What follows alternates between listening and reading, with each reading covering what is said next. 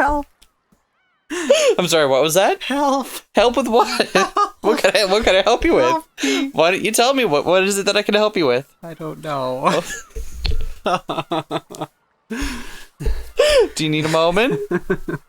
Oh, I'm sorry. Is saying hello to the microphone too much to ask? It's hard. It's not that hard. It's hard. Okay, do it. Okay, you can do it. I believe in you. Hello? Oh, very good. See? You did it. I told you could do it.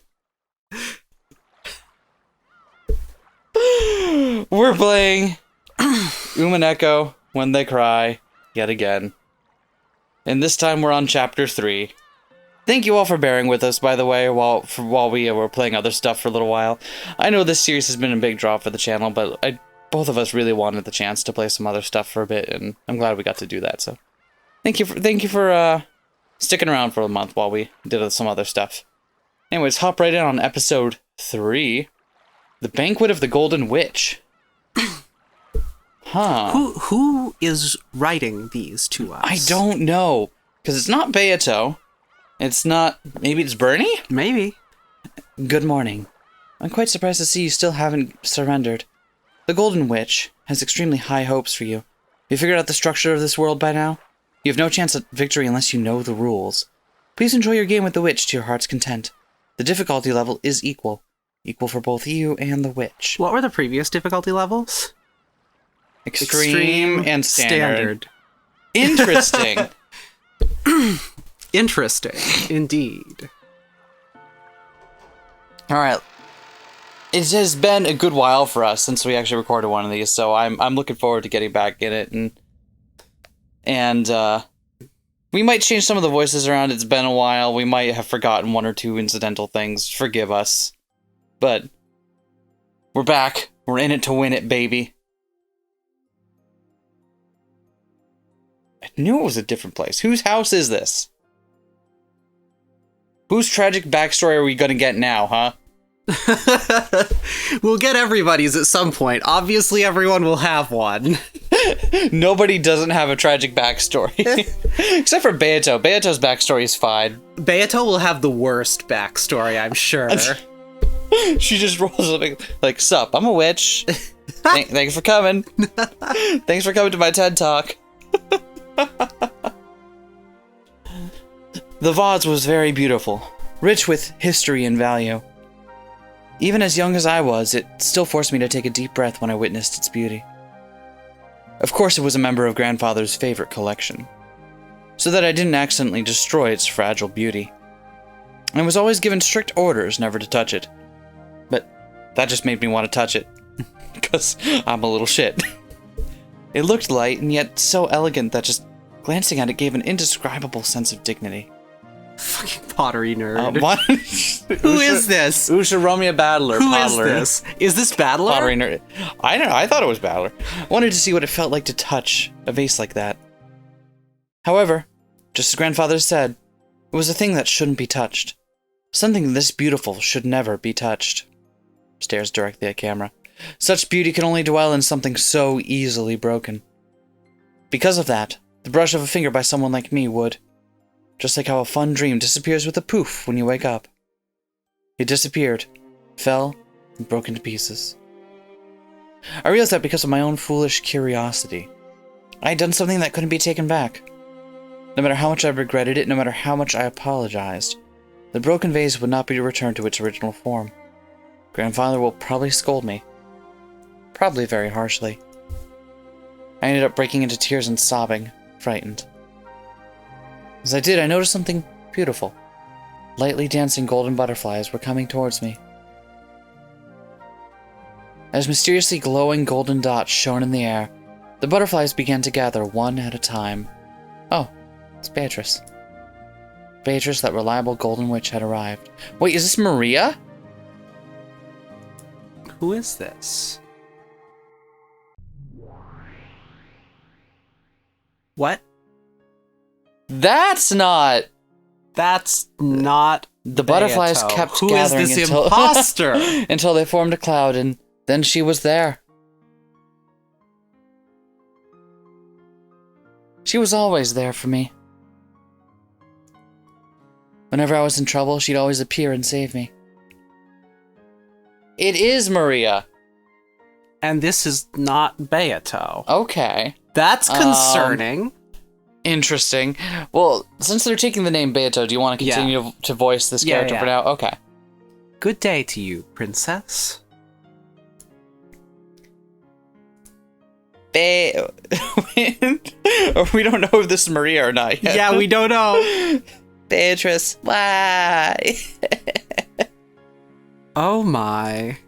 Why are you crying so? And on a day so well suited for a tea party. I broke Grandfather's precious vase.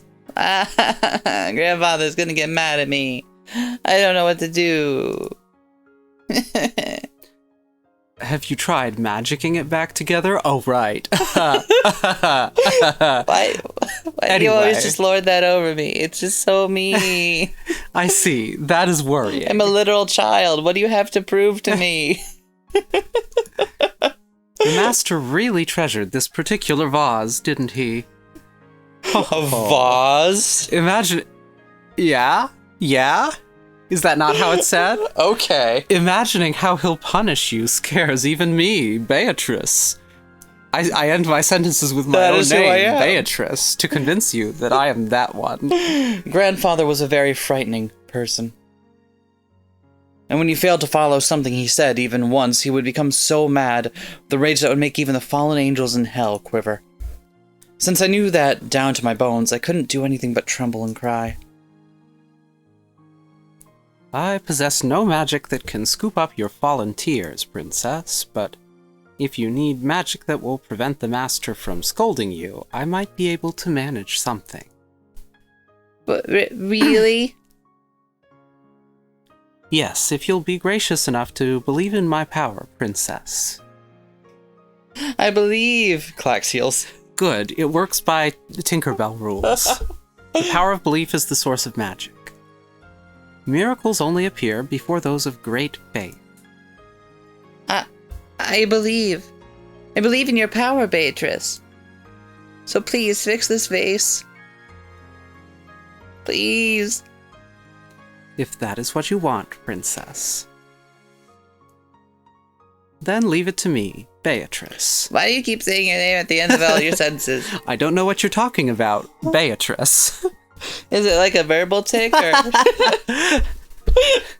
When she extended her index finger, a golden butterfly softly landed there and changed its form into her favorite cane. But even that was enough to give me a small glimpse at Beatrice's wonderful and awesome magic power. She pointed her cane at the broken vase, and just like a child's lullaby, she began speaking the magic words. Come, try closing your eyes, and try to remember. What form did you have? It was surely a very, very beautiful form. Please, show me that form one more time. Were they words, or was it a song? No, it had to be magic. Wait. What if... What if what? What if this is actually Beato, and the Beato we've known is somebody else? Is a fucking imposter. An imposter who's, like, kind of wormed her way into this whole situation and made everyone, like, and somehow, like, fooled Kinzo's memory or whatever to thinking that she was the real Beato. Secretly replaced the paintings. I don't think that's the case. Because I think if that was the case, I would have been spoiled on whoever this character is a long time ago. Yeah. But still. After all, can't you see? The pieces of the vase are rapidly gathering together, gently returning to the place where they'd been on display, reassembling into their original form. Except now instead of Ami, it says I am. That's a funny reference. See? Incredible. Now it's back to normal. Oh, that's good. I was getting worried about that. This way, you won't have to get yelled at by the master. I can only get yelled at by my mom. I still don't know who it is. Who the fuck is our monologue point of view? They're really gonna drag this out, aren't they? Yeah. Okay. It's gonna turn out it's not even an Ushiromiya. It's not someone we even know. It's just yeah. Beatrice, you're really amazing. You can fix broken vases like it's nothing. That's not true. Returning something broken to its original form is a very, very difficult thing to do. My magic can only make it remember what it once was for a short time. Huh? The vase really turned back to the way it was, right? Correct. But that doesn't mean the vase has avoided its fate of being broken. All I did was temporarily get the broken vase to remember its form before it broke. I have not yet attained the high levels of magical power that might be used to restore a broken fate to its original form. At that time, the high-pitched scream of a servant could be heard from inside the mansion. When I went to see what had happened, I noticed that several of the servants had gathered and were cleaning up the remains of the broken vase. Wow, rude. Oh no! From what they said, it seemed a black cat had sneaked in from somewhere and climbed up on the vase, causing it to break. I understood the meaning of Beatrice's words. The moment I broke the vase was broken. Beatrice let me see the vase being restored, but that was a temporary thing. It didn't mean she'd changed the fate of the vase being broken. And so the vase remembered its true fate and broke. However, the one who broke it wasn't me, but a cat that had snuck in. That's right. Beatrice never said, "Let's fix the vase." She said she'd prevent the master from scolding me. The fate of the vase breaking hadn't changed, but the fact that I broke it certainly has. Beatrice cleverly saved me from danger with that magic. It is very easy to break something. Very, very easy indeed. Really easy. Really? I could break like 10 things right now. Wow, all Yeah. 10? All right, Yeah. name them. I'll get back to you on that. After all, you didn't need magic to break that vase, princess. Yeah, I did. Did you find any rupees in there? I got 2. Okay, it was worth it. And also there was a bomb chew. Oh, cool. Do you want it? It's a bomb that looks like a mouse, and when you put it down and goes squeak, it scuttles along. That sounds extremely dangerous. It does. I don't know why they keep putting them in vases around here. Then is fixing stuff really hard? It is. It's so hard that you broke down crying, unsure of what to do. Does that mean magic is easier to use when doing terrifying things? That breaking and killing is really easy, but fixing and reviving things is really hard? That's right. With magic, it is far easier to break and kill. That's why weak witches lose to temptation and become intoxicated with gathering easy power for themselves, neglecting their true magical training. Ooh, that sounded like you were throwing shade at some other witches. Don't even worry about it. Real magic is the power to repair, to revive, to summon happiness that has disappeared, to summon love that has grown cold. And it can even summon a smile to the face of a princess who has forgotten how. Wow. Then Beatrice, since you managed to fix that vase, that mean you're an incredible witch? My days of training are far from over. After all, I couldn't make the vase forget its fate for even an hour. Wait, maybe this is even further back in time than we're thinking. What if... Maybe this is like pre-Kinzo Beato. Yeah, maybe so.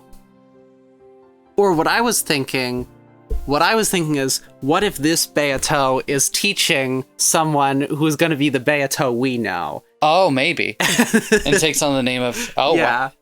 That'd be interesting.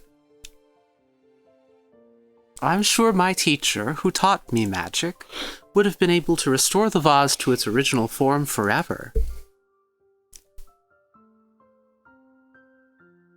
So if it kept breaking, she'd be able to fix it over and over again?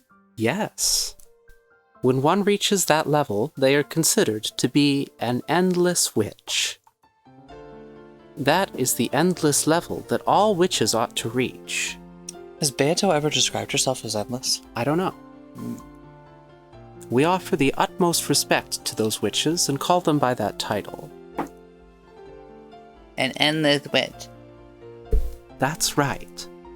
To witches with the power to mend things endlessly, the concept of breaking doesn't even exist. They are released from all the sadness caused by losing things and are promised eternal bliss. Really? That sounds ripe for some kind of, like, ironic hell setting. Like, it might actually make them feel really bad.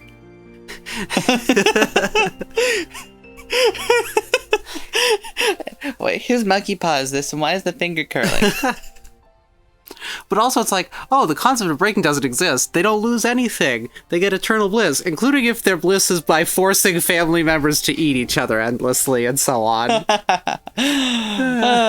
Certainly the human world is full of sadness caused by separation and loss.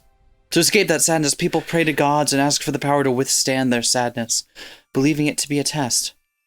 In other words, a human's life is a journey, searching for a way to withstand sadness. I got an A+ on my sadness test. Yeah. That's how the depression inventory that they give you works, right? You're going for a high score.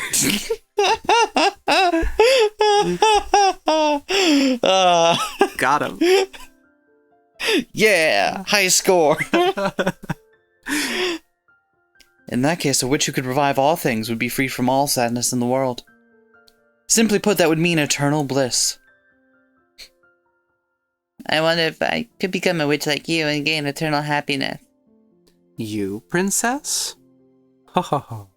It is a long, long, difficult path, you see? I want to become a witch. I want to find happiness. I don't know how to be happy otherwise.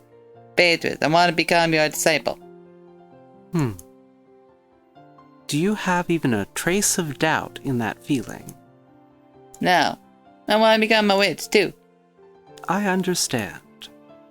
Then, until you get tired of me, I will make you my disciple. Will you call me teacher? Yes, teacher. That's a good answer. Then from now on, learn the depths of magic along with me. I am also in training. Yay! Let us both learn the proper use of magic, doing our best to reach that blissful level. Yay! Maybe someday I'll feel happiness. Yes, teacher.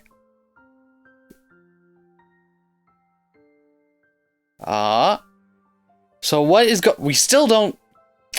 We don't get a definite on who's who in that, huh? Yeah, we don't. That's frustrating. Oh, wait, we're in the void again. Void-filled tea party. Ah. It was Beato!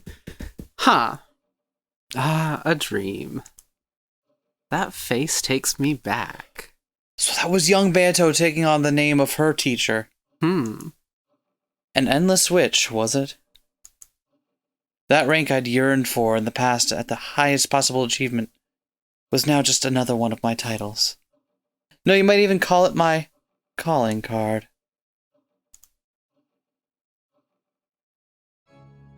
Every once in a while, being called that can be quite satisfying. I trained so many days to achieve that rank. It'd be a bit of a waste if I never got a chance to appreciate it. She shook her head lightly. If it's the highest possible level, then that means there's nothing higher. An eternal dead end, the beginning of eternal boredom. I remember what teacher told me. When one is released from all sadness, it is the same as eternal bliss. That's what makes me think that teacher couldn't ever have reached that level. Yeah. Eternal bliss means eternal boredom. And that's the beginning of eternal torture. But it all depends on how you look at it. Eternal boredom is the same as a sketchbook that doesn't run out of pages. It means you can draw whatever you want, can try to have as much fun as you want. Boredom is the worst sort of poison, which kills all witches. Even those great witches who are given the title Lady fear it. It is the eternal poison that tortures them because of the eternal bliss they've reached.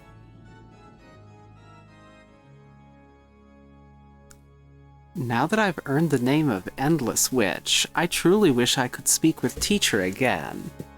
Is happiness really what lay at the end of our training? And just what is happiness? I wish I could talk with her about that now, or a good therapist, really. Do they have witch therapists? They don't make those for witches. Training has no end. When you think you've reached the eternal level, that's exactly the time to bemoan your own immaturity.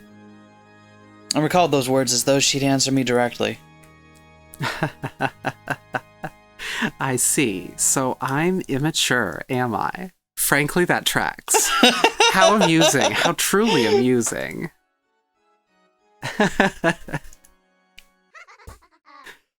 The sound of painfully shrill laughter rang out. It was coming from my furniture. What, did they break their toy again? Beatrice-sama! This guy's stopped moving again. I haven't had nearly enough fun yet. What a pathetic man. I haven't gotten a chance to play at all yet.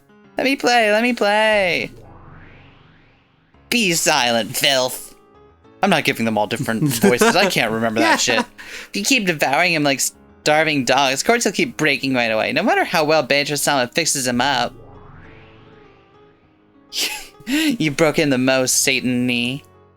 You just don't know what holding back means. Satan Nachan. Satan Nachan.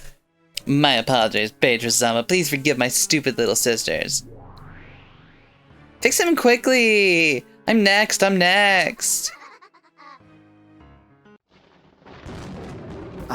Must you keep up that infernal racket? A single yell was all it took to make the noisy sisters of the Seven Steaks vanish. All they do T-bone, ribeye, sirloin. All they do is mess around, having as much fun as they want, breaking him. They only come to me to clean up afterwards. Truly, this furniture never leaves me bored. Once the furniture hid themselves, all that remained was a sloppy mess, the last remnants of a broken toy. It had no form anymore. It's hard even for me to remember its original form in this state. Better to make it remember for itself, perhaps. Oh well. I waved my golden pipe, and then I spoke. I chanted. I made it remember. Come, try to remember. What form did you have? After all, right now, you pretty much look like a huge lump of scrap meat. I've no idea which part is your arm and which is your leg. Unless you remember, I won't even be able to recall your face. In fact, wait, which one is this? Who? By the power of magic, the pitiful pieces of meat began to remember what their form had been. Which part should go with which part, and where should join with where. That's right, just like that. No, you should be a finger on the left hand. That's the right hand. That's it. Good. Good morning. Have you woken up, Ushiromiya Battler? How ironic that your true nightmare begins after you awaken. Beto! I'm back! Listen! You're not gonna believe this shit. Like, you told me to go out for combos, right?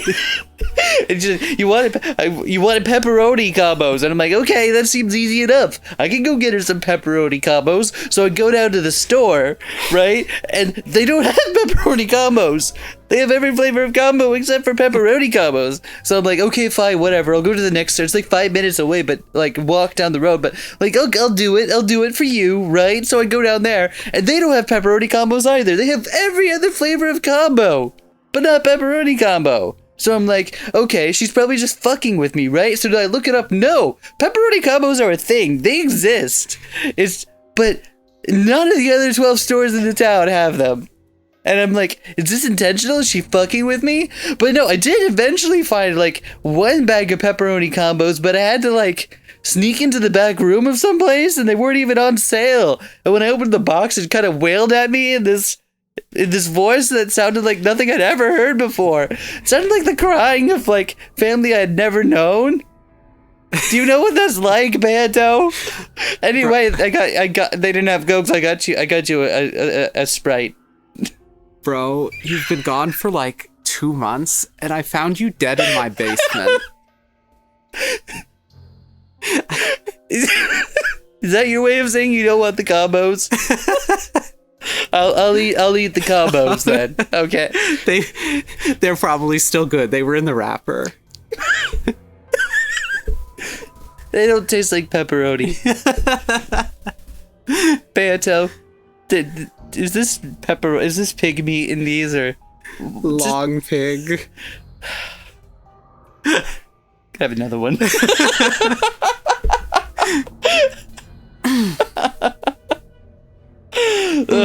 Oh wow. If you would just accept that I'm a witch, you'll quickly wake up from this nightmare, and I'll send you to heaven. I am the king of Mount Purgatory. There's no escape from this hell without my approval. You call this hell? That's just useless. It's all useless. Joke's on you, bro. I fucking love getting murdered. Here's the thing. It's like, it's been one of those weird fantasies of mine to get murdered over. Yeah, now I can get bored and stuff. It's like, man, it's so weird. You witches and your eternal boredom when it could be eternal boredom. Anyway, you should have won one of these. They're actually pretty good. Sure. I'm impressed you can still talk like that after experiencing the pain of death not once, like any normal human, but more times than I could count with all of my fingers. I never learned numbers higher than 10. This is why I never get bored. What?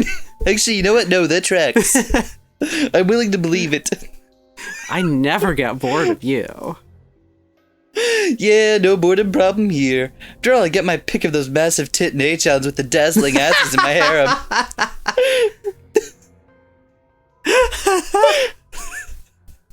Listen, I'm as good as dead. I don't have to be classy anymore, okay? Thanks that I'm not likely to get bored for a while now. Oh.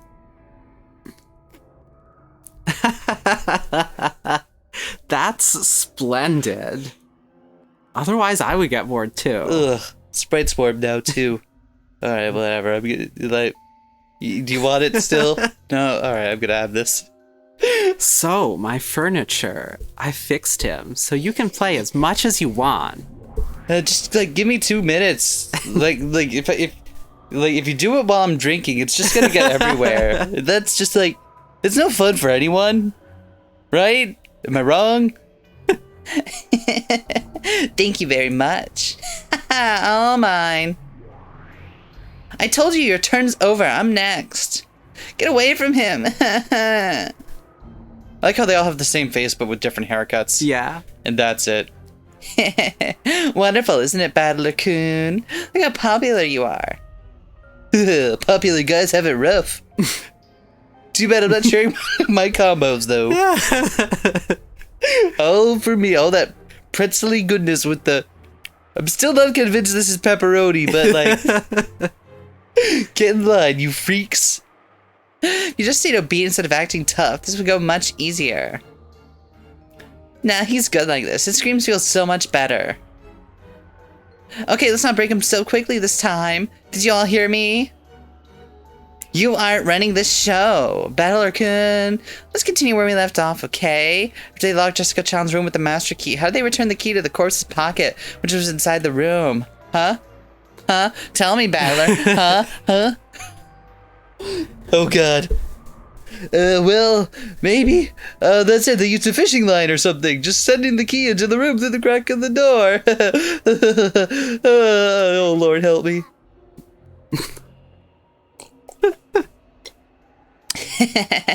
Wrong. So naive. Of all the doors that exist on Rokkenjima, none has a crack through which a key can slip. Wait, so they just torture him by putting him in logic traps until he becomes meat? That is a very battler trap to be trapped in, isn't it? They just red text him to death. They just stand in a circle and T-pose menacingly at him until he cries himself to death.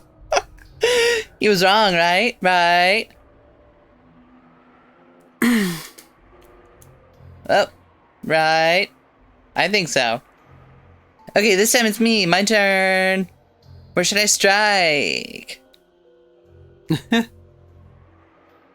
Me, back in the hand. No fair. Okay, then I got the back of his other hand. I'll take the tip of his nose. Why? Let me do it too. Let me strike two. Why? Don't be so slow, Levienne. We're always done first come, first serve. Okay, I'll take the top of his foot. Me too. I'll take his shoulder, okay?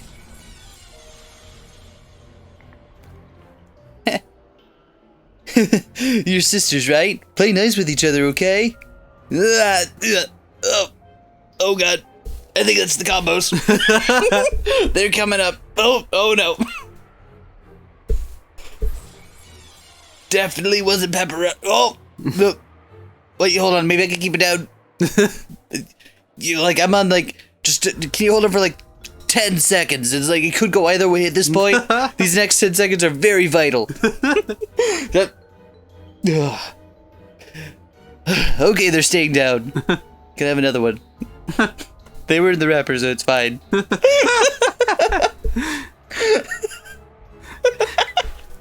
I can't believe you're still resisting. Why don't you realize that your false courage actually gets us fired up? Sorry, but false courage and being stubborn are my specialties. No matter how you all try to confuse the issues, I definitely won't accept witches and magic. Don't ask me how I'm back alive again. That's... Oh god. Fishing line. That's how I did it. I pulled myself back together with fishing line. Nailed it. Let's see, retext that, asshole. You think you can't explain anything with humans and tricks? You stupid. Know your place. It's okay, we don't have to force him to accept it. Soon he'll want to accept it so hard he'll start crying. Even now he really wants to kneel down on the ground pitifully and beg our forgiveness.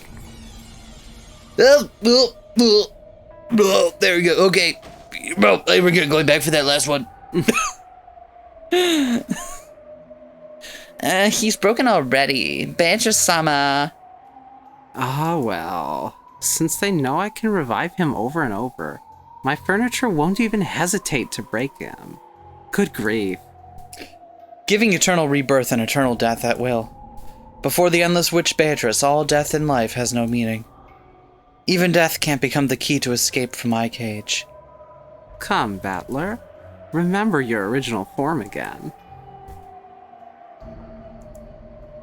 I'll toy with you to my heart's content, understand? I see.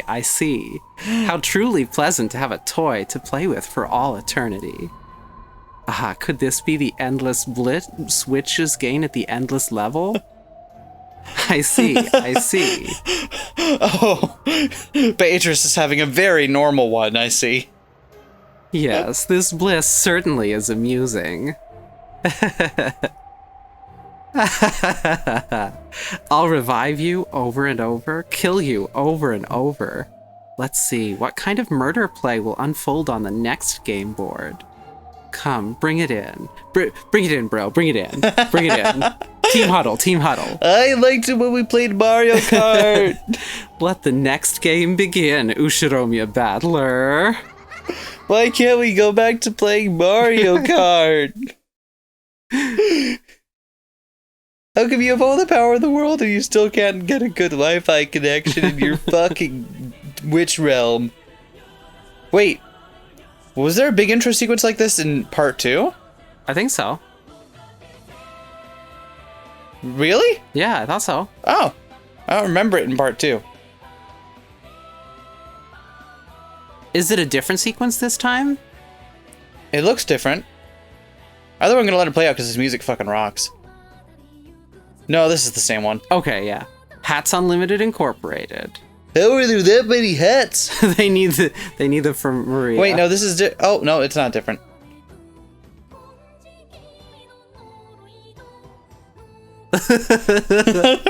Why does George look like that? Who directed this anyway? Why did they make what's her name look really evil? Natsuhi? Yeah, why did they make Natsuhi look super evil? I don't know.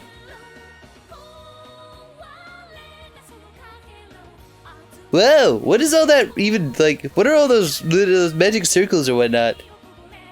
Have those come up before? I've forgotten a whole lot of what happens. Why is Maria there with blood on her face? Why not? So you dropped your wine, bro. Whoa, that's not where that, who put that in the shot? Meh, 5 out of 10.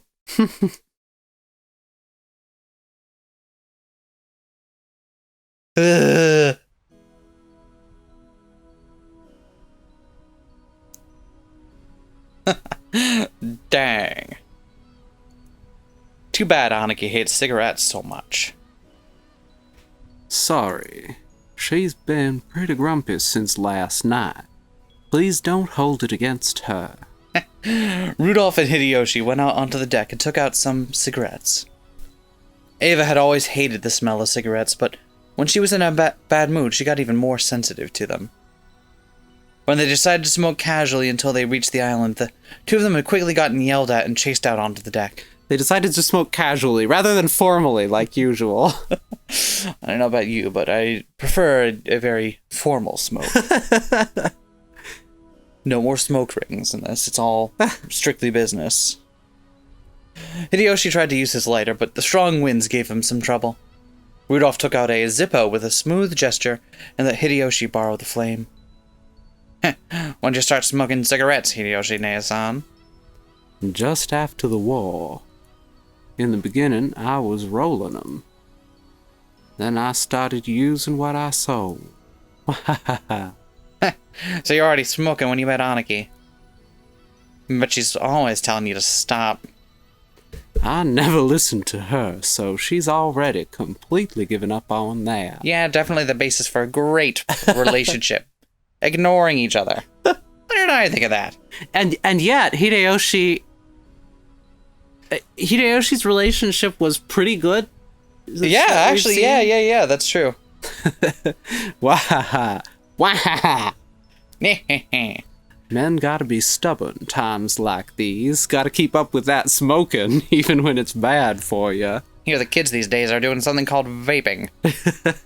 Sounds fake. You can get it in, like, cherry flavor. Cherries! In the smoke! Sorry, that's in the vape! It's unheard of. Hideyoshi laughed heartily, but Rudolph snickered. After being scolded by Ava, they'd escaped to the deck together with their tails between their legs. There was little doubt who'd gotten her way in that exchange.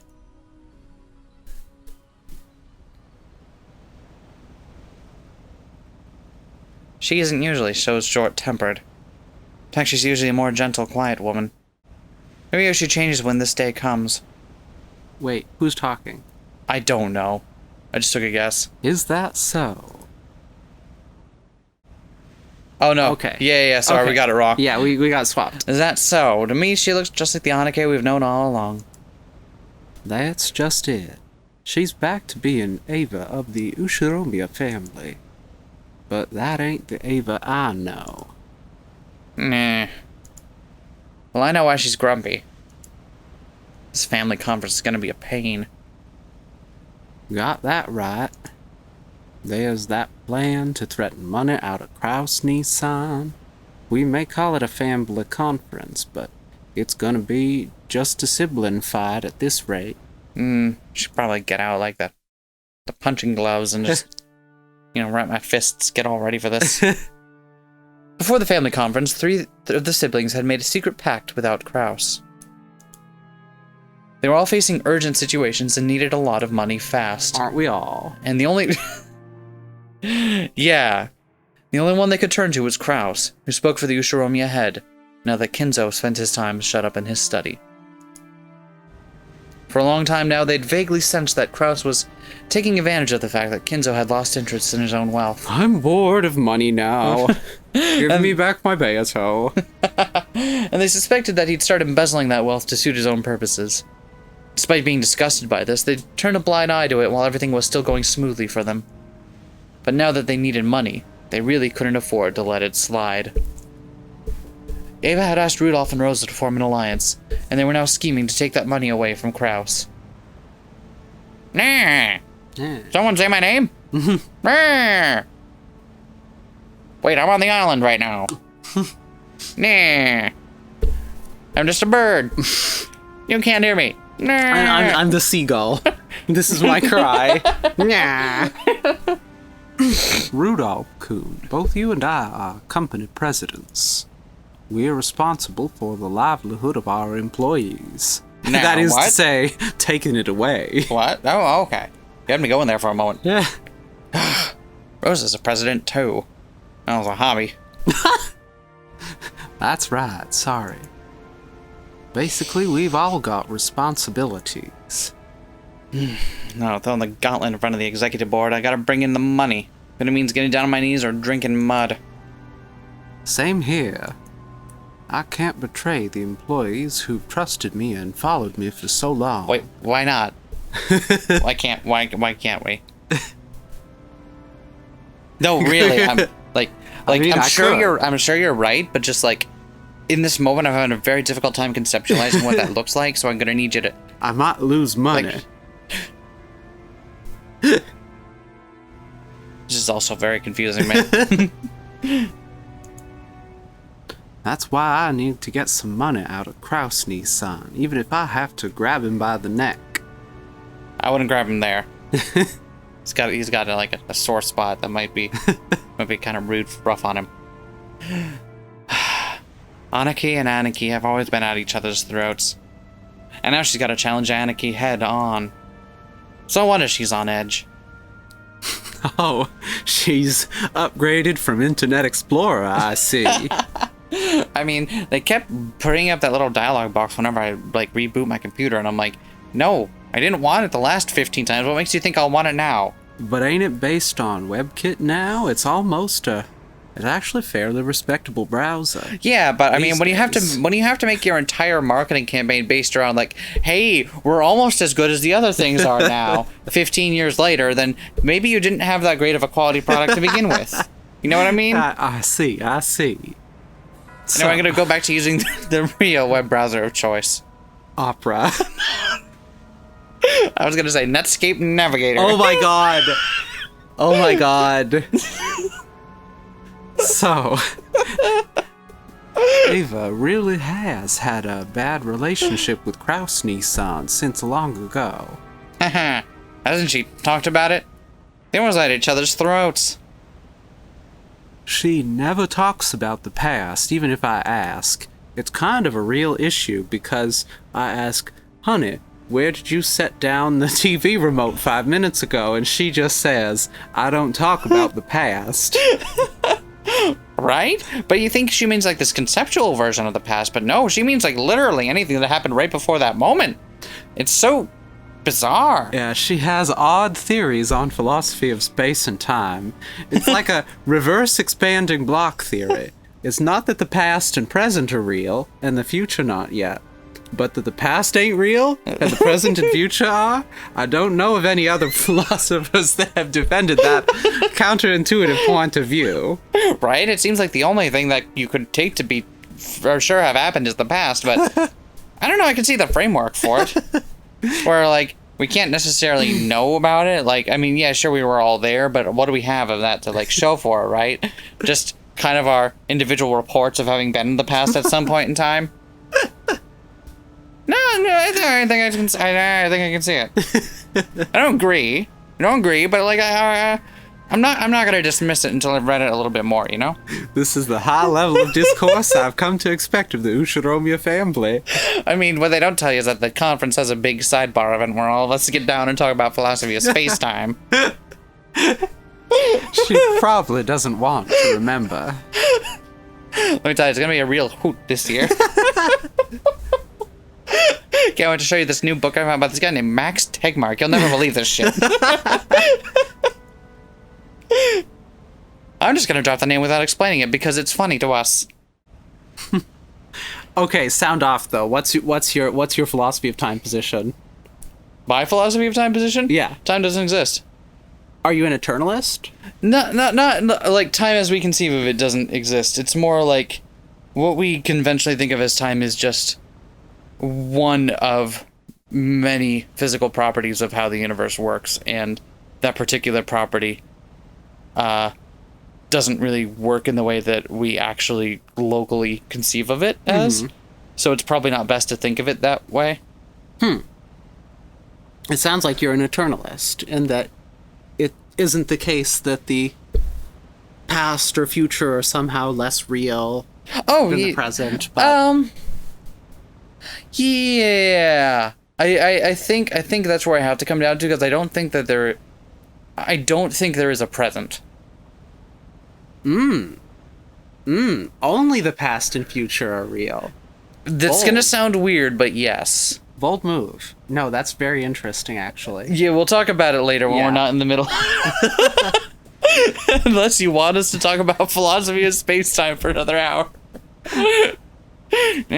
Sorry, something came over me there.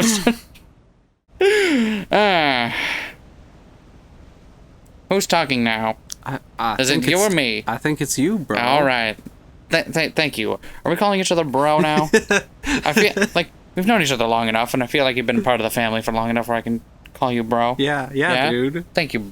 Maybe not Fam. dude. No, okay, well, now we're taking this a bit too far. Can you tell we've been away from Umineko for a while? We're just I feel like maybe we're a little bit too giddy today. Yeah. Where we're just too happy to be back in the setting. I finally had a full night of sleep after pulling like 20-hour days for a couple days. Oh my god. And it's like reality is rushing back to my senses.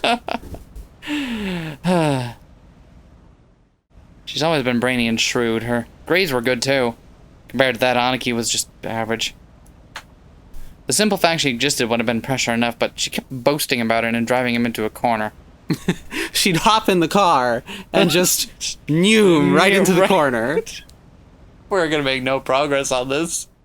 That fool. Why drive him into a corner so openly? I'd hardly call that shrewd. No kidding. Aniki regretted being born a woman. So she probably couldn't forgive Aniki, who, since he doesn't succeed the head just because he was a man. She always boasted Dad, letting him see that she was better at every little thing. Father really is an old-fashioned person. Gender discrimination was part of his system of values. And therefore we have to respect it without questioning it. I'll bet Ava's eagerness to prove herself made him dislike her a bit. Wow, that definitely sounds like something that's her fault, and not our father's fault.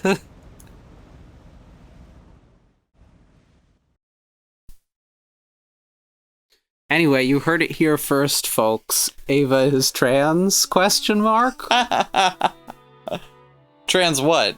I don't know, but they said it right out. She regretted being born a woman. Yeah? I don't know, does regretting being born as a woman necessarily mean that you're trans? No, but I'm choosing to read it that way. Oh, okay. I don't think that's actually what the story is. Okay. I'm just choosing to interpret things, and I have my gay vision on, I have my trans vision on. The goggles don't come off. Oh, is that what your glasses are? How do you get the prescription? Yeah, you don't. I don't know who's talking here. When you say schooling for women is like sugar and black tea. Wow! The taste is dull and flat without it, but too much ruins the whole thing. Wow. I don't know who that is. Wow. Yeah. Someone who sucks. Since you can still drink black tea without sugar, he was in effect saying that there was no need for women to study. Those infuriating words were what Nissan hurled at me in my despair, when I asked to go to college only to be denied by father. Oh, this is Ava, okay. I protested that I needed to build up proper dignity and an education as the oldest daughter in the Ushiromiya family, making college an essential next step. But when it came down to it, father and Nissan's answers were exactly the same. How conceited for a woman. I've never taken the Ushiromiya name lightly, not once since I was born into it. And I've been even more careful not to take my father's name, Ushiromiya Kinzo, lightly. Our family is an old one, with many traditions. Including horrible sexism. But it lost its wealth and business in the Great Kanto earthquake, pushing it to the brink at one point. That was when Father took control with his ingenious talent, reviving it to being even greater than it had been before. Not once did I forget that I was the daughter of that great Ushiromiya Kinzo. That's why I'd always made every effort to become worthy of that name. I needed dignity worthy of the Ushiromiya family. Schooling, manners, and leadership. Even if I couldn't quite reach Father's level, I deepened my knowledge in economics and finance, trying to improve myself so I could be of use to him at any time. However, in the end, Father never acknowledged my efforts. To Father, a woman who only meant to support a man, and nothing further than that was permissible. When was it that I came to understand that? It may have been as early as my childhood years, but I was going to have to wait until I grew up before I could truly accept it. Compared to me, you shouldn't have said that, Kraus, my older brother of 2 years. Worked hard at all to become deserving of the Ushiromiya family name. He told me many times since my early childhood that he would naturally succeed Father simply because he was born a man. He kept on repeating that as though it formed an uncrossable gap between us. I couldn't stand it. Even though I always got better grades than Nissan. Even though I became a class president when he never managed more than vice president. Even so, Nissan was considered to be the appropriate successor to the Ushiromiya family, just because he was a man. Of course, you could find gender discrimination everywhere in those days. No, it was even considered a virtue in that era. During that despicable time, people said that when a woman is born, she obeys her parents.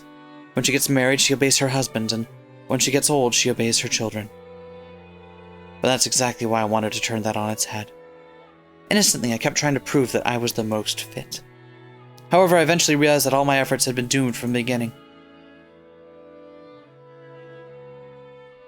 Is this Kinzo, or is it Kraus again? I think it might be Kraus, yeah. Nah. Wouldn't you say schooling for women is like sugar and black tea? The taste is dull and flat without it, but too much ruins the whole thing. What do you mean by that, Nissan?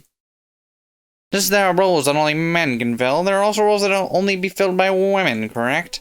I do believe giving birth to children, raising them, and supporting the master of the house are roles that can only be filled by women. You trying to say there's no need for a woman to work or study? I wouldn't go that far. Talking to an unschooled woman is tiring and nothing more. However, women are even more tiring when they're too smart. Wow, I hate Kraus even more than I already did. Nah. I do believe that a woman as violently assertive as you would bring no end of hardship to her future husband. Are you trying to say that a woman has to marry and hide in the shadow of her husband? It's none of your business. Though you're my younger sister, I can look up to you for the respect you hold for Father and your desire to become a daughter worthy of him. Even I am capable of feeling respect for such noble sentiments. It's just disgusting. What's this about noble sentiments? I call that flowery prose coming from you. Pretending to be the head already? The decision that I should succeed the headship has been established from the very beginning. And yet you seem to be laboring under the illusion that you might become the head.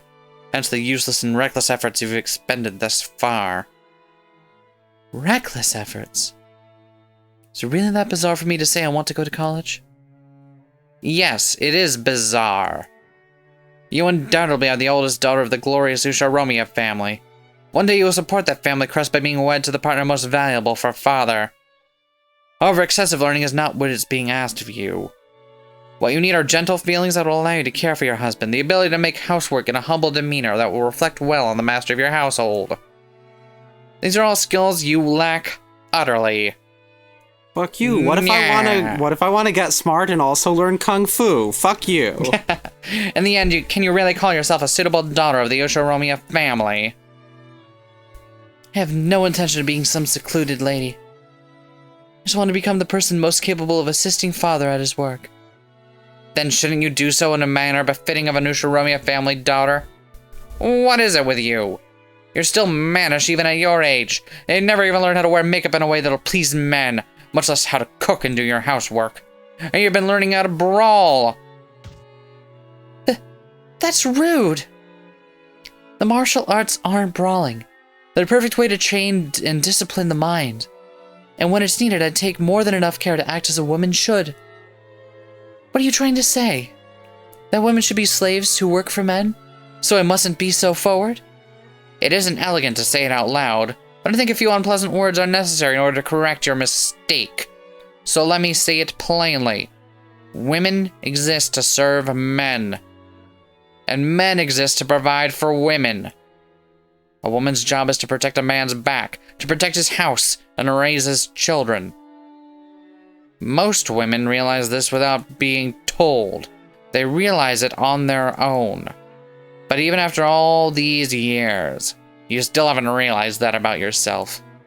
So I've decided to clear away that misunderstanding for you, before you leave this family. You ought to thank me. This is an insult to all women. No, wait, I never thought of myself as a woman. I've never depended on anyone because I'm a woman. You know, this is very much like a dude's idea of what post-sexism looks like. I'm just throwing that out there. Like, it's not women's empowerment. It's like, oh, I don't see gender. Wait, what? I'm not following. Like, her justification is not like, oh, women shouldn't have to do these things. She's talking about being a woman as if, like, I've never thought about myself as a woman, and I've never depended on anyone because I'm a woman. You know, being a woman isn't what's ever mattered about this. Which kind of gets thrown around as the stereotypical post-sexist view of someone who doesn't actually understand what sexism is. Okay. Sorry, I can only explain it in so many words, I guess. It reads to me like someone who... It doesn't read to me like someone who... You know that one scene from Sonic Boom? No, I have no idea what scene from Sonic Boom you're talking about. Yes, you do. The one with Knuckles. And he's the one scene with Knuckles. There's only one. You've seen this one is the thing. Everyone's seen this clip because this clip's gone around before, where they're playing, like, all the crew are playing soccer, and Amy's talking about how, like, this is finally the shot that'll make women equal to men, and then Knuckles stands up and is like, actually, the fact that you keep talking about how women are different from men all the time is what's really setting sexism back. And then that gets shared as like, oh wow, Knuckles gets it. It's like, no, that... Am I the only one that's feeling that way? That there's like this very like archaic version of what actual... I don't know. Ignore me. Does Ushinomiya Eva have girl boss energy? She definitely has girl boss energy. I'm not. I understand now. Thank you. That cleared it up for me. I'm glad I could help. I guess that worked. How am I? Sorry about that digression, Nissan. How am I inferior to you, Nissan? In grades and accomplishments and everything, I'm better. So how can you look down on me when you have nothing I lack, except for the fact that you're a man? It's about knowing one's place. Every day I've been raised with the readiness of one who will behead. In the future, that preparation will surely become essential. But you are different. Even though you will marry and lose the Oshiromiya family name, you're being trapped by this unnecessary illusion. What's your complaint? Sorry, I even sounded like you there for a moment. What is your complaint? Even if you've been born a man, the successor of the headship will still probably wouldn't have been you.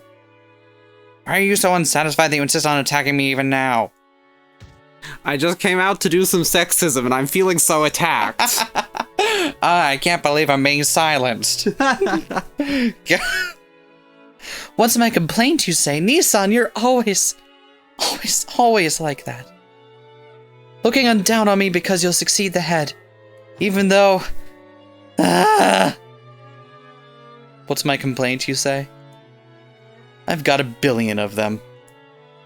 Grudges, hard feelings, humiliations that I'll never forget kept floating through the back of my mind. They all built up at the same time, coming out of my throat as a shameful moan. What's all this noise? God isn't the only one who holds silence as a virtue. Father. Nah, father! He'd probably overheard our sibling fight. Siblings. Father entered with a clearly unhappy face. Kraus, are you fighting with your siblings again? Why don't you have the dignity to act as a leader for your brothers and sisters? How shameful. I'm embarrassed to hear this from my eldest son. In a flash, he struck Kraus's face. I readied myself to be struck in the same way, but I wasn't hit. My apologies, Father. Dignity isn't the only thing you lack. There's much more. You're immature in everything. And even so, you pretend like you're an adult. Realize that it's 100 years too early for you to talk like that, and devote yourself to your studies. Don't make me lament my son's incompetence anymore. Yes, I will continue to strive so I can become a person worthy of succeeding you, Father. It's as if those words were directed at me. Even when he was being yelled at by Father, he was still bragging to me about how he was special. About how he was the successor. I just couldn't stand it, and finally spoke what was on my mind. Even though I realized that it would be improper for a member of the Ushiromiya family to do such a thing. Father, please, tell me how I'm inferior to him. I've tried so hard, studied so hard to become a person who won't bring shame to your name. Please, tell me how I'm inferior. How can I prove myself enough to earn your acknowledgement? That again. How many times do I have to say it before you'll understand? I expect nothing from you. Women should be women and just learn how to cook and sew. Jesus Christ, Kinzo! You aren't prepared at all as a woman. In you, I don't see a trace of the mindset needed to serve one's husband, to earnestly devote oneself to a man's needs. What good are you as a woman? Don't you realize that you're a daughter of the Ushiromiya family? And yet, you only want to learn things so that you can act like a man. Your duty is not to imitate Kraus. Don't you even understand your own duty? As a member of the Ushiromiya family, I won't bring shame to your... That's it. That's where you're already wrong. Your duty is to marry out of the family and bring me a man who is profitable to me. And then you will devote yourself to your husband, give birth to children, and multiply. Be a good wife who brings praise to your husband's family. Just what is it that you can do to please a man? Do you think you can make tea? Do you have any talent in cooking? You have nothing. All you've done is to try and mimic Kraus, haven't you? Kraus will succeed the Ushiromiya family. If you are unsatisfied with that, then you are disobeying me. Are you saying you'll refuse to listen to what I say, even though you're my daughter? Get out. You're disinherited. I won't let you call yourself an Ushiromiya. Disinherited, disinherited. Ugh. Father, hang in there. Please, calm down. Genji-san, could you bring some water? Yes. I was worried I wasn't going to be in this part of the episode, but apparently I am. I've just been standing by, waiting to see if they call me on stage. They did. I was so overjoyed. Yeah, otherwise I would have wasted my whole Sunday. Ava, leave this place. He doesn't mean what he says. I will calm him down. Disinherited. If you won't listen to me, you're disinherited. Father was coughing pretty badly, and Nissan patted his back. I'm sorry about my tomboy allergy. As if it was a duty that was naturally his. It was so vexing for me to let him take that duty all for himself right then.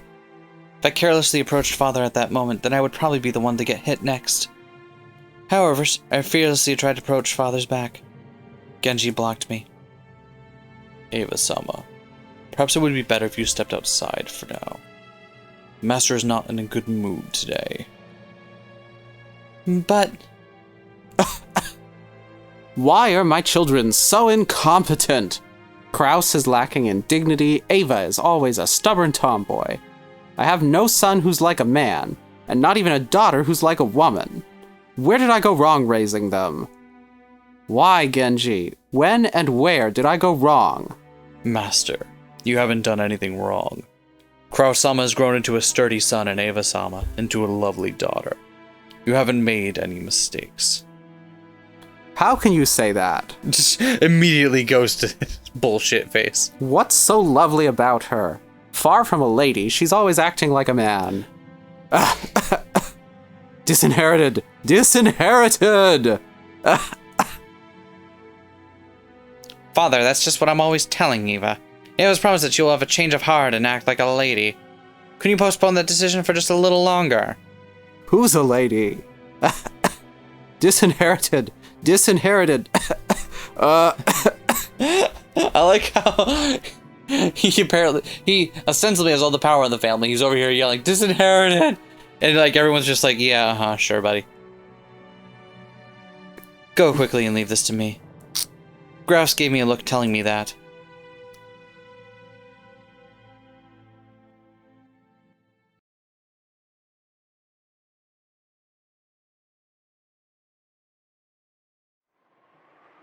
Did I take the wrong path just like Father and Nissan said? True, I never studied how to be a lady. Everything I've learned was done in the hopes that I could help Father someday. But is that really true? Haven't I always been trying to compete with Nissan, with whom I've had a bad relationship since I was a young girl? Because I wanted to steal his position as successor and show him a thing or two?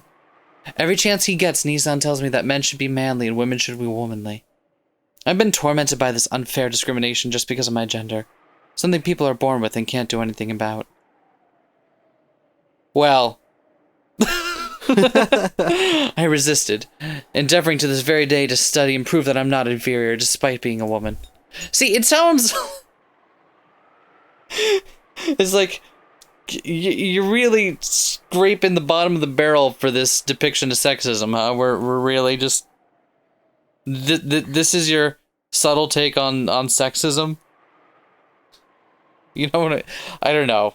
Maybe I'm just maybe I am just spoiled for very thoughtful and insightful depictions of modern sexism. But doesn't that mean my love of learning comes entirely from a stupid complex I've got against Nissan? Father wanted me to become a lady with whom he could go out in public and not be embarrassed. Did I betray his hopes, earning good grades and threatening Nissan just to satisfy a childhood resentment?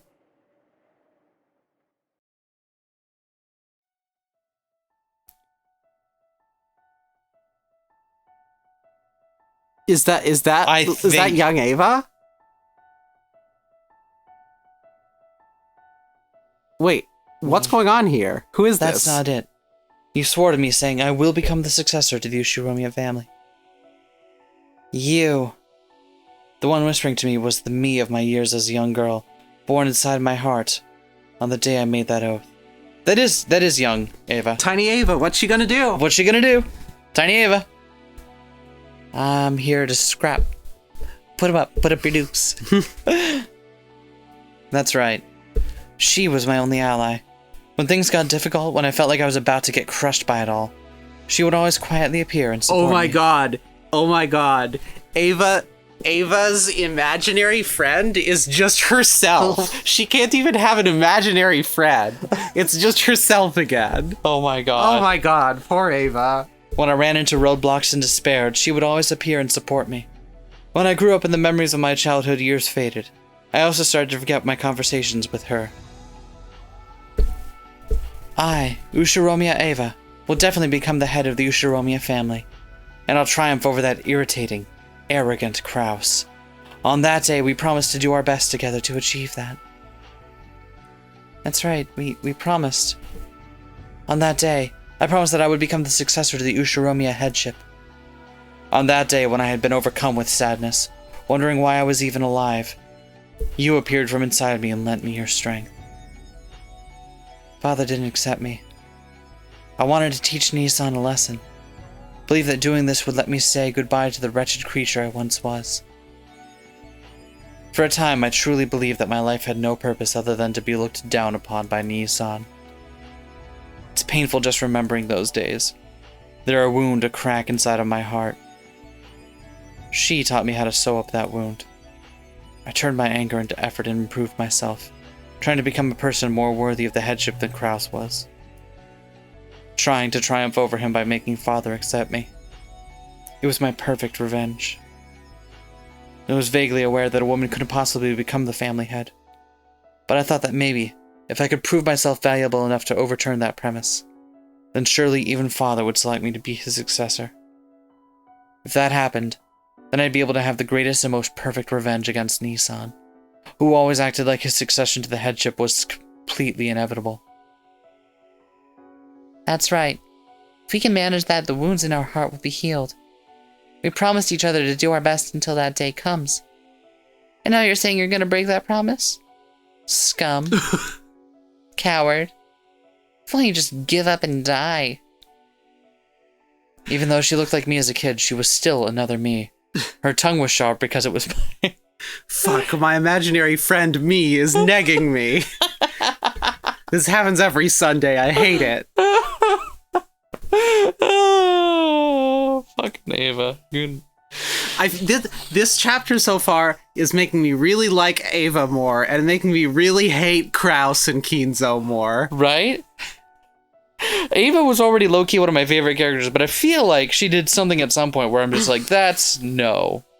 She was shitty about George and what's her name? Sayo? Yeah. Okay. She was very shitty towards Sayo, was one thing. It's like there's no one you can root for in this family without some sort of It's like there's no one you can root for in this game aside from Team Witch, who are doing great. You know what? Team Witch do seem to be on the winning end here. Yeah. It's like, hey, if anyone deserves to get revived and sliced up a bunch, Kraus, Kinzo, sure, yeah. Take them. Makes me pretty mad hearing that, even from myself. You have no right to speak of me like that. Then let's use that anger to fuel our learning. Changing anger into power is my magic. I've saved you from a bunch of tight spots with that power, letting you succeed when you shouldn't have. As long as you have my magic, there's nothing you can't do. Magic, you say? See, the thing is, they're framing it as if it's, like, metaphorical, but it's gonna be literal, isn't it? It's literal. That's right. Anger has always been my driving force. I wonder when it was that I forgot that. If you can remember me again, that magic will become ours once more. Cute little fangs. Come on. The Ushirovia fangs. Yay. Let's turn that anger into power and study even harder, okay? I know we've still got a lot to learn. Let's go to college, study more and more, get excellent graves, graves too, and drive Kraus into a corner. That guy acts like we're nothing, but I'm sure he feels pretty well cornered on the inside. If only he'd just learn his place and die. If he did, we could become the head. Rudolph won't take the job. That kid can't go against us. Stop that. No matter how much more I study, Father still won't accept me. Why not? Father told me to be womanly. Because I'm a woman, no matter how hard I tried. Father wouldn't have passed the headship on to me, even if I had been born before Nii-san. No matter how much effort I put in, I can't become anything more than a woman. I won't be acknowledged. Nii-san doesn't try at all, but I can't surpass him. He'll look down on me forever. Nah. Father and Kraus are the worst kind of male supremacists. Only they just die. A finger on the monkey's paw curls. She cursed them for my sake. Words that I couldn't say so easily, she said for me. Even though I understand that she's just another part of myself inside me. I feel like she's the only ally I have who can sympathize with me. However, while sympathy might do a lot to calm my heart, it won't do anything to improve my current situation. In the end, she can only console me for however long it takes to be dejected by reality before I finally accept it. Thank you. You've done enough. Now that it's come to this, I'll be such a good lady that it'll shock even Father. I'll find an excellent man that Nissan can't even compare to. You can't do that. She rejected my timid thoughts. I understand. Because she is me, I understand. All Father said is that he won't let a woman succeed the headship now. But even that's just a rule Father made up. Since he made it, he can get rid of it. Human feelings can change far more often than the number of sand grains on a beach. Kraus is such a stupid man that Father's eventually going to realize it, even if we don't prove it for him. When that happens, the wall that separates man from woman will be demolished by Father himself, who set it up in the first place. That day will surely come. How can you be so sure? Because that's my magic. If you just believe, this magic will surely summon a miracle. The basis of my magic is nothing more than your believing heart. Ah! That's a witch! That's a witch! Ava's got a witch in her. Ava, not a witch, Ushiromiya. If I use this magic, then surely I'll never have to doubt until the day I die that I'll eventually become the head. But I don't know if that's the right thing for Ushiromiya Ava. Maybe I should aim to become the kind of lady Father wants, someone who can proudly participate in high society. And if I'm reborn, maybe Father will change his opinion of me. Maybe I can find my own lifestyle, just as Nissan found his. And anyway, I can't imagine my stubborn father choosing a woman like me as the head. Especially if it means skipping over Kraus. You don't believe? I was just thinking. Maybe I can't succeed the headship, but as a woman I can have a child. And Nissan still isn't engaged. If Nissan isn't able to father a child, and I gave birth to one, then wouldn't that make my child the next head after Nissan? In other words, wouldn't that mean the same thing as stealing the headship from Nissan? Are you fucking serious? You sure you're me? Yes, I'm serious. Sure, it'll be very sad to abandon the resolve I've had since childhood. Pains my heart to betray you, my younger self. But this is my most realistic option. Are you throwing away your dreams? And me as well? I'm not throwing anything away. I'm an adult, and the day has come for me to part ways with you. That's right, Ava's already become an adult. She's even forgotten how to use magic, and now she's the mother of a single child. She forgot all about how magic can grant one's own dreams, and now she's forcing those dreams onto her son. Even though Father and Kraus ruined your life, you're trying to push your dreams onto your son, ruining his life. Is that what you call being an adult? George is a son I'm proud of. One who won't embarrass himself no matter where he goes. The dream I wasn't granted might come true for George. Jessica's a delinquent in both her grades and her behavior. And she's a woman. If only Jessica would step down, George could become the heir. Even saying it was painful. Am I just forcing my own regrets onto George? It's not like I have any right to look on Jessica with scorn. Wasn't I just horrible for hitting her with the same words that had caused me so much suffering? I understand. The desire to triumph over my brother is part of my own personal revenge. I can't use George for that. So I'll take revenge for myself. I have a plan to cheat Nissan out of some of his money with Rudolph and Rose as my allies. I'll surely be able to get back at him. In any case, I'm sure that Nissan is embezzling Father's assets. What a boring plan. Why don't you just give up on that and cry yourself to sleep? Fucking wow. We will become the Ushiromiya family head. Don't mistake what your dream is. And believe me when I say it'll definitely come true. Believe in my magic. I believe. I wonder what power will dwell in that magic. It will. My magic can grant any wish with certainty. I'll believe. I'll believe, so create a miracle with that magic. If you don't, the hole in my heart will never heal. Okay. Then listen well. Listen to my magic words. And understand. We can solve the riddle. We can become the Ushiromiya family head. So lend me your ears and listen carefully. Oh, so is it going to be Ava solves the riddle of the gold? Is someone finally going to actually solve the riddle? Behold the sweet fish river running through my beloved hometown. You who seek the golden land, follow its path downstream in search of the key.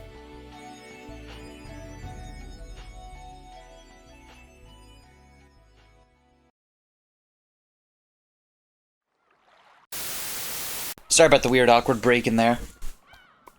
Actually, you know what? I'm not sorry. Guess what? It's edited out. You don't have to sit there for like the couple hours. You can just deal with it. You could pause it there and sit for a couple hours. You could. And you should to get the full, authentic Two Queers Play experience. Ava-ne-san, looks like we're about to arrive. When Kyrie shook her shoulders, Ava awoke from her doze. It's a really weird way to phrase that, alright. That's because there was an and. Yeah, there probably was, wasn't there? Yeah. Alright. I'm sorry. I was half asleep. I was hanging out with my imaginary friend, Ava. Your imaginary friend is named after you. Yeah. That's very strange. Sorry to scare you. Aunt Ava, you were out cold. Did you get up early this morning? Maybe. I'll let you all see something embarrassing. I'm sorry. Well, I'd say it's pretty impressive you were relaxed enough to sleep. I'm never relaxed enough to sleep. Battler... Maybe... Have you tried, like... You can get stuff like medication for that. Is this... do we need to... Jessica, I'm kind of... As your aunt, I'm a little worried about you. You should be. This family. We all need therapy. We all have insomnia. Battler kept yelling, "We're gonna fall. We're gonna drown. Can't get bored with this guy around. Never boring. Never boring." Wow, I'm sure that's true, Battler. There's never a dull moment, huh? Help. Shut up. All humans have at least one thing they're weak against. And for me, it's prepackaged food. Battler and Jessica came in, messing around. Rudolph also made a face as if asking, "Are you okay?" You get a hold of yourself. When you see Dad and the rest, all that sleepiness will go right out the window. Let's all give it our best, okay? That's right. You have to keep it together. Especially this year. And that's it. Let's all tighten our assholes and go. Rudolph said these strict words in a small voice that only Ava could hear. Failure would not be tolerated in this year's family conference. Let's get the asshole sprocket and tighten up the asshole. Hold on, I've got my asshole repair kit right here, ready to go. You know what? I'm looking at many of these tools right now, and I'm beginning to think that maybe they aren't used necessarily for asshole repair. In fact, I'm not so sure this is a toolkit at all. You know what? Except in a certain sense. I'm beginning to think this whole toolkit might have been a wasted purchase. I bought it under the impression that I was going to be able to fix a broken asshole, and you know what? I think the tools in here might only help me break it further. Who would dare? That's false advertising, and I want my money back.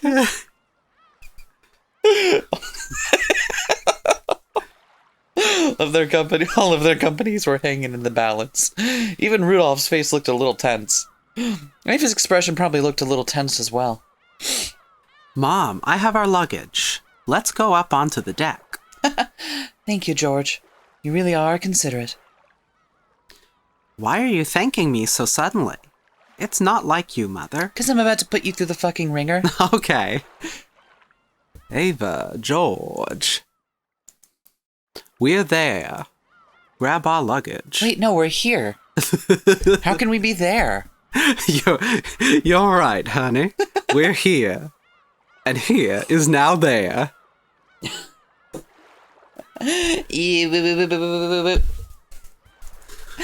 I come up behind you when you least expect me. We're there. Yeah. Hey. I bet you all missed this, didn't you? Yes. Not having to hear this voice in this thing for like a whole month.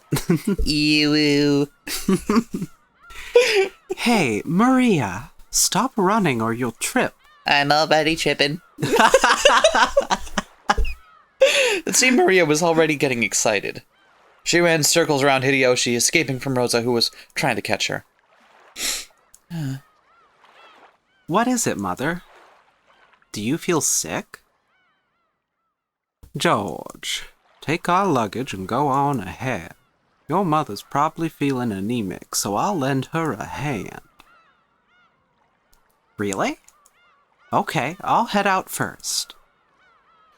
Something odd in Ava's expression told Hideyoshi that it hadn't been a pleasant awakening, so he made George go on ahead. Rudolph's family and Rosa's family also went up onto the deck, leaving only Ava and Hideyoshi inside the boat. Ava had a vague expression on her face, as though she still hadn't been able to escape from her daydream. Okay, theory right now. Yep. So, totally, the one appearing to Ava in the dream there is Beato, who is trying to fuck up this round by having Ava become family head via murder. You think? Like, it crossed my mind too, but doesn't that seem, like, too obvious? But we also know there's other shit going on. Okay. What with Lambda Delta entering the fray and so on. Mm-hmm. But I think Ava is going to be. I think Ava's going to be Beato's champion this round. Okay. Interesting. I don't know what else, but that's my thought. That's my good, theory. Yeah, it's a good thought. I got a theory. And especially if she already has an established like mental figure of herself as a child that she associates with, it'd be pretty easy for Beato to sneak in there. Yeah. All right, I can buy that. She's thinking she's being true to herself and so on, but nope, getting manipulated by the witch. What's wrong? Why the meek face? Wonder if I'm using George as a tool for my own revenge. Wait, if that was true, then why would Beato make her question using George to get those ends? Because getting... So, giving up and allowing your son to become house head and so on is one thing. Becoming house head yourself is another. I see you. Okay, yeah. Wonder if my childish hostility towards Nissan has caused me to treat that child's life like a toy. What have I done? What have I... That isn't true. George is our wonderful son, and he'll always perform admirably wherever he goes. Ava, even if you let your own hopes get in the way a bit, everything turned out okay in the end, hasn't it? I was gonna say, one of the first signs that you probably did an okay job as a parent is that you're conscious and worried about how your own actions might have affected the person you're raising. And the second good sign being that their kid seems to be perfectly happy being there in their family and so on. Yeah. Which is another good sign that is often absent. Fair enough. I didn't mean to raise this one good sign at the expense of others. But generally, if you're questioning it and cognizant of your own effect on your children, that's generally a good sign. Mm-hmm. You haven't done anything wrong. In fact, George is grateful for the strict discipline you gave him, right? I told you I always fall for that thick Kansai accent of yours.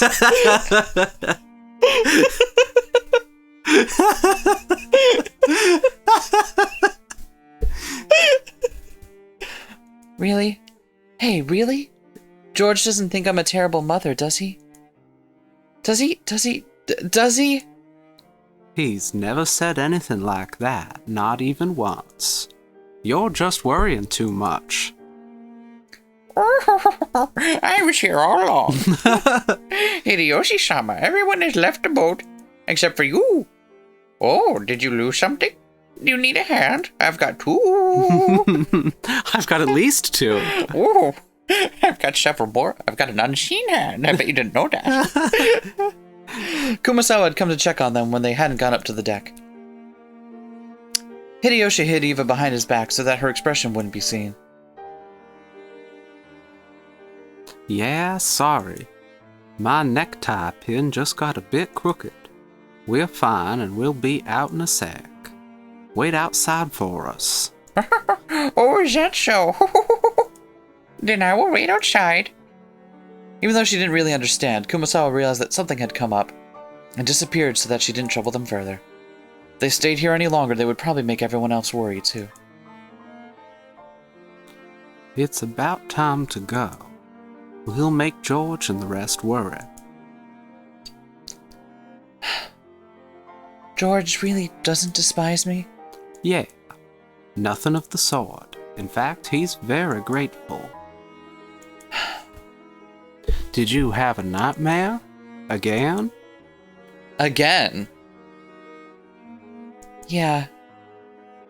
Hideyoshi knew that Eva was often tormented by nightmares, and they always grew more marked on the days leading up to the family conference. Hideyoshi knew that Eva's relationship with Kraus was still full of antagonism to the point of being traumatic, and that she still couldn't let go of the feelings she had as a child. That was a dream. I'm with you now. If I grasp your hand like this, that dream will go away. Wait, like this. Wait. If I just gotta grasp it like... Honey. Here, like this. Honey, that's my forearm. Sorry. Out of practice. It's been a while since last year. Right? Look. I'm holding tight. That hurts. Thank you. I'm fine now. Let's get off the boat. Yeah. Let's get off the boat. Everyone's waiting for us. I'm sorry. I'm sorry that I yelled at you about the smoke from your cigarettes just now. Come on, you normally wouldn't apologize for that sort of thing. You were all frail after having that dream. Don't worry about it. I was wrong for not realizing that the smoke was affecting you. Have you started to hate me? No way, no way. Ha ha ha ha. If I hated you after something like that, we wouldn't have lasted 3 days. Come on, stand up, stand up. Let's get off the boat. Despite still being horrible people, like, relationship goals, I guess? Also, like, they genuinely seem to have, like, the best marriage out of any of the folks here, so... Can't believe Hideyoshi has already exposed his noble phantasm, Nightmare Breaker. His left hand can dispel nightmares with a single touch. Oh my god. Hideyoshi-sama. Murder-sama. Wait, no, what? I gave him a, no, that, the jowl voice is the doctor, he gets Hideyoshi-sama. yeah, he gets the low and round way, yeah. Hideyoshi-sama, Eva-sama. Is everything alright? Are you not feeling well? This time it was Goda. Looked like they'd kept everyone waiting too long after all. Even Eva had to stand up without grumbling now. She had to stop forcing her bad mood onto her husband and causing him any more trouble. Because that wasn't something a good wife would do. Is everything okay? If it's a matter concerning your health, shall I call Dr. Nanjo? Thanks, but I'm just feeling a little anemic. I'm fine now. It's a woman's disease. Don't worry about it. Wahaha. Wee hee hee. Come on. Don't say stuff like that in front of people. It's embarrassing.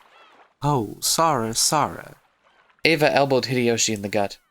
By that time, her normal expression had returned, which allowed Hideyoshi to relax a little. I see you're back to normal by that powerful strike to the solar plexus. That's what I love about you.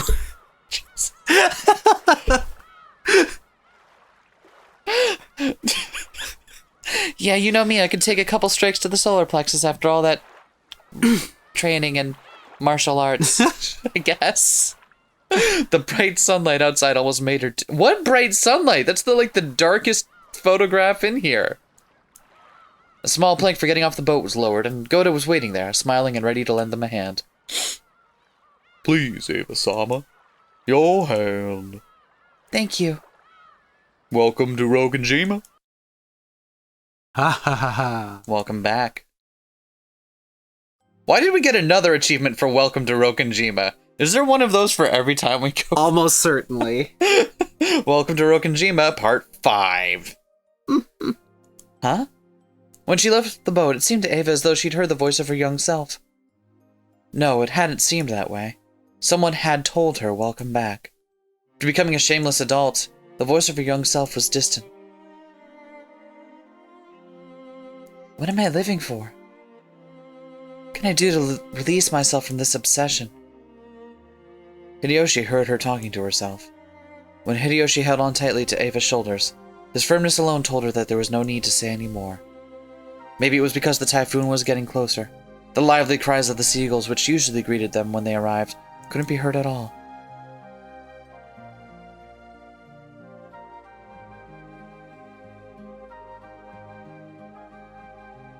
Perfect! Yeah.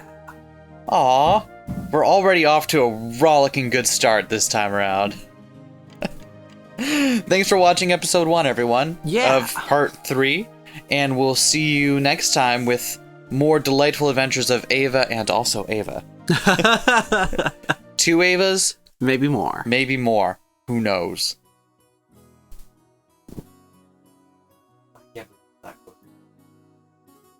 Glad we got there, though.